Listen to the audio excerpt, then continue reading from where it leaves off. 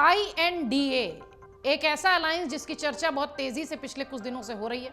INDA नाम को बेअसर करने के लिए बीजेपी ने भी अपनी रणनीति बना ली। पीएम मोदी का कुछ आइडिया है जो कि शायद काम कर जाएगा। बेंगलुरु बैठक में जब विपक्षी दलों ने अपने गठबंधन का नाम INDA, जिसे वो इंडिया कह रहे हैं, रखा गया, तब अचानक बीजेपी बैकफुट पर आती दिखाई पड़ी। उस समय समझ नहीं आ रहा था कि वो इस नाम का मुकाबला कैसे करेंगे, क्योंकि ममता बनर्जी ने भी कह दिया कि इंडिया से भला कौन लड़ेगा। जिस नाम पर स्वयं केंद्र सरकार ने दर्जनों योजनाएं शुरू कर रखी हों, उसका विरोध भला कैसे करेगी। विरोध करने पर जनता के बीच ये गलतफहमी पैदा होने की संभावनाएं भी ज्यादा थी कि कहीं वो देश का विरोध न समझा जाए, क्योंकि नाम ऐसा है।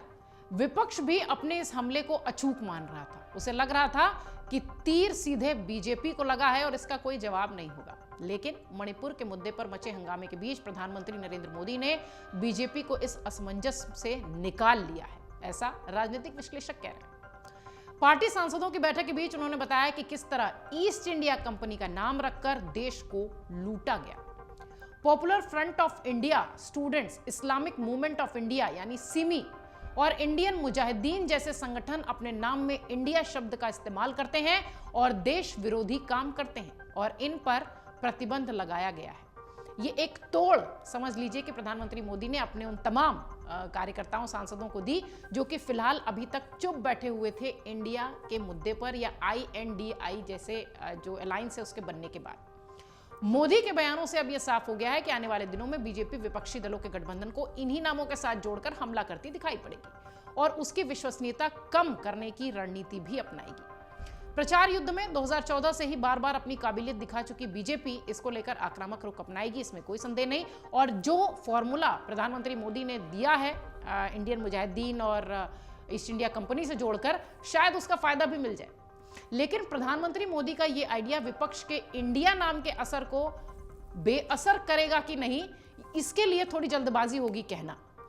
बीजेपी पार्टी के जो एक राष्ट्रीय स्तर के प्रवक्ता हैं, उन्होंने कहा कि भ्रम में डालने की रणनीति आज की तारीख में संभव नहीं है। स्मार्टफोन्स, सोशल मीडिया के जमाने में लोग बेहद महत्वपूर्ण सूचनाओं से लैस हैं, जानकारी होती है उनके पास। ऐसे में केवल इंडिया यानी INDA शब्द का इस्तेमाल करके विपक्ष जनता को भ्रम में नहीं डाल सकती। बीजेपी के पास INDA यानी इंडिया का कोई कार्ड तो नहीं है फिलहाल। अभी इस तरीके की बात तमाम जो राजनीतिक विश्लेषक हैं वो ये कह रहे हैं। राजनीतिक विश्लेषक योगेंद्र यादव से हमने बात की, उन्होंने कहा कि इंडिया शब्द का उपयोग कर विपक्ष ने मोदी पर अचूक हमला किया। उसे अब तक ये समझ में नहीं आ रहा है कि वो इस हमले का मुकाबला कैसे करें। उन्होंने कहा कि आम जनता इस इंडिया शब्द के पूर्ण नाम को कभी नहीं समझने की कोशिश करेगी, उसे सिर्फ इंडिया दिखाई पड़ेगा जिसे वो सीधे देश से जोड़ेगी।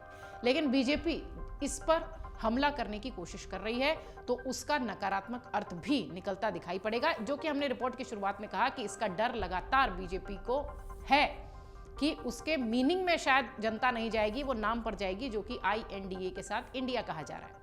विपक्ष को इस स्थिति में लाभ मिल सकता है। केंद्र के हमलों को देखने के बाद अब उन्हें लगता है कि बीजेपी इस हमले का जवाब नहीं खोज पाई है, ऐसा तमाम राजनीतिक विश्लेषक मान रहे हैं। लेकिन इन सब के बीच प्रधानमंत्री मोदी ने इंडिया को east India company, Indian Mujahideen, Simi जैसे संगठनों से जोड़ने के बाद ये एक तरीके से कह लीजिए कि काट या हथियार दे दिया है विपक्ष के INDA नाम को। जब से ये नाम निकलकर सामने आया था तब से एक भी सत्ता पक्ष के मंत्री हों, सांसद हों, नेता हों, उन्होंने INDA पर कोई भी अपनी टिप्पणी नहीं की थी। लेकिन अब प्रधानमंत्री मोदी ने जब इस तरीके की बात कही है, उसको ईस्ट इंडिया कंपनी से जोड़कर बताया है, इंडियन मुजाहिदीन से जोड़कर बताया है, तो शायद अब विपक्षियों पर हमला करने के लिए तमाम बीजेपी के नेता, मंत्री और जो दल से जुड़े लोग हैं वो इस काट का इस्तेमाल करेंगे और शायद इसका फायदा भी उन्हें मिल सकता है। अमर उजाला अब आपके टीवी पर भी।